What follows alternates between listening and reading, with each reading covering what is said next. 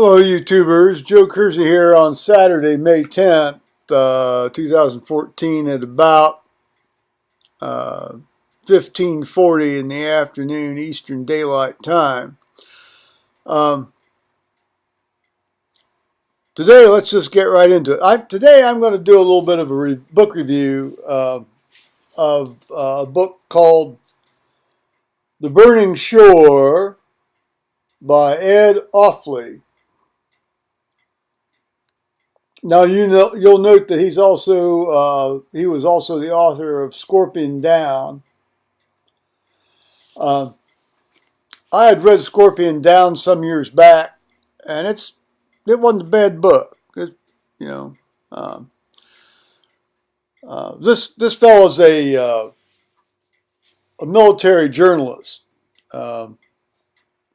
and he's written Scorpion Down and Turning the Tide. Now, I've not read Turning the Tide. And he served in the U.S. Navy and in Vietnam. And the subtitle of this book is The Burning Shore, How Hitler's U-Boats Brought World War II to America. It's by Basic Books out of New York, and it was published here this year, just this year. I obtained this copy from the History Book Club. I used to buy a fair amount of books from these guys at the History Book Club, but see, anymore now, so many of the books they offer are written by journalists. Now, some journalists are fine. The bulk of them are not. They're certainly not historians, and they certainly don't go to primary sources. And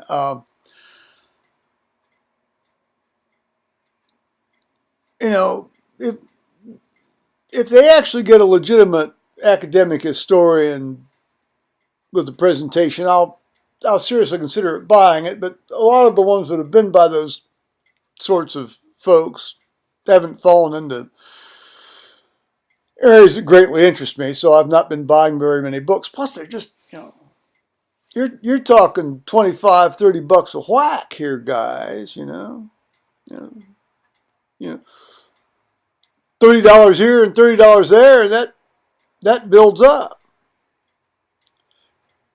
Plus, I've moved on into other areas of interest, although I'm still very much interested in history, particularly military history. I'd read a fair amount about the submarine war, both in World War I and World War II, particularly, Clay Blair is sort of the, I won't call him the gold standard, but he's the sort of the 12-karat gold standard, 14-karat gold standard of the World War II submarine war in the Atlantic, certainly. And I've read a fair number of accounts from the submarine war out in the Pacific. So it's interesting to read this. I had not read a lot of the stuff, very much anything about the submarine war that had taken place immediately off the United States East Coast in early 1942, which is what this book deals with, and it uses as its sort of focal point U-701 and a fellow named Harry Kane, who was flying it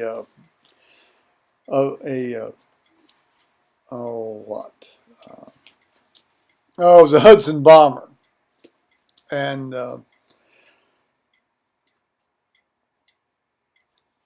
but in the lead up to the encounter, he does a certain amount of background stuff. Now, some of this is kind of canned stuff that we've all heard before in terms of, the Enigma. Certainly, that's been well thrashed through by other authors.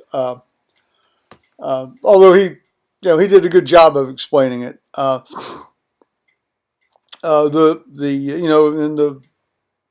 And that involved, the radio deceptive war, where people would try to create, a false sense of wolf pack here when it's not there and that sort of thing. And there are a couple things I hadn't encountered before. I hadn't realized the Germans had broken many of the U.S. naval codes. I hadn't read that anywhere else before. And he talks.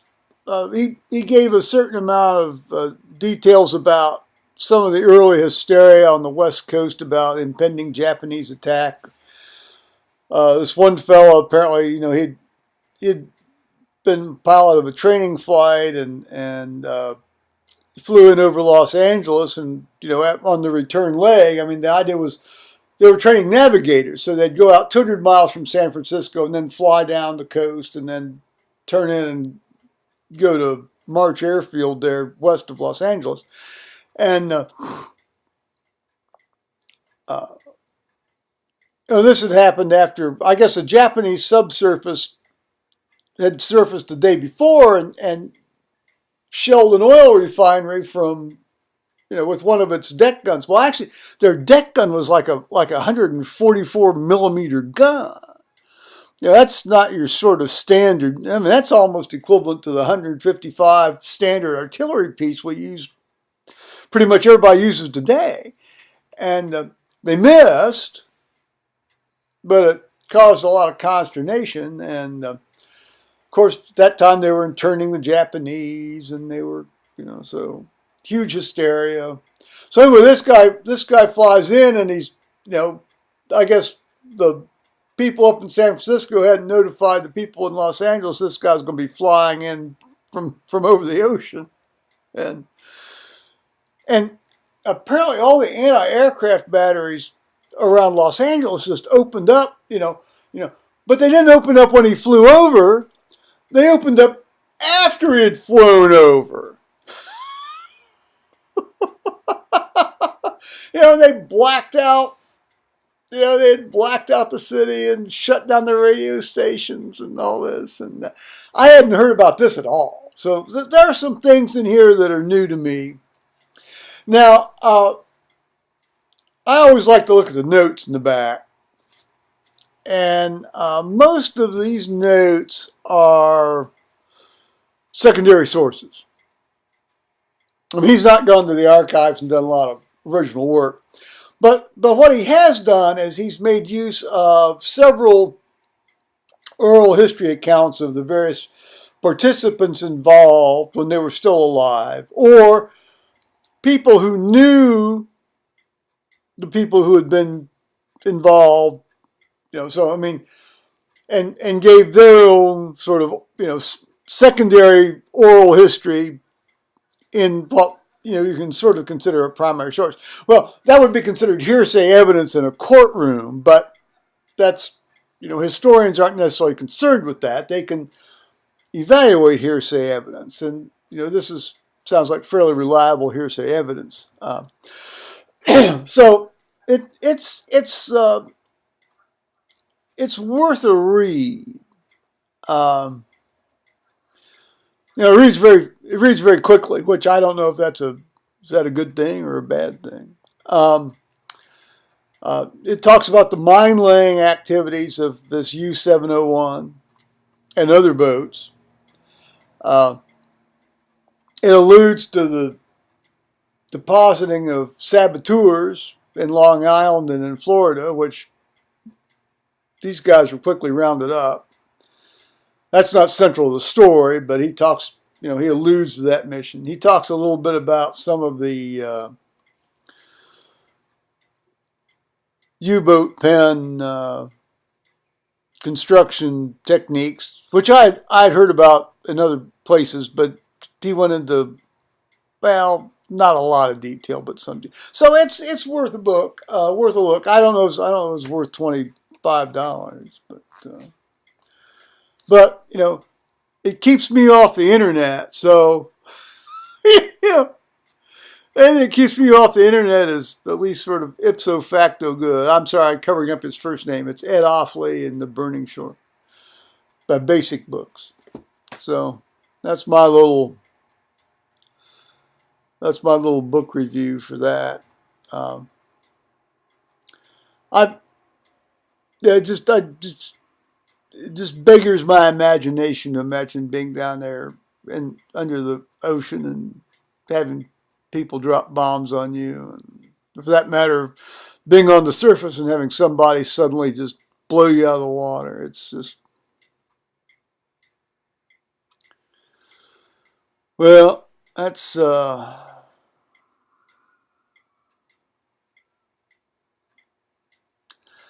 it be a lesson to us all on that one, guys. All righty, bye bye, YouTubers.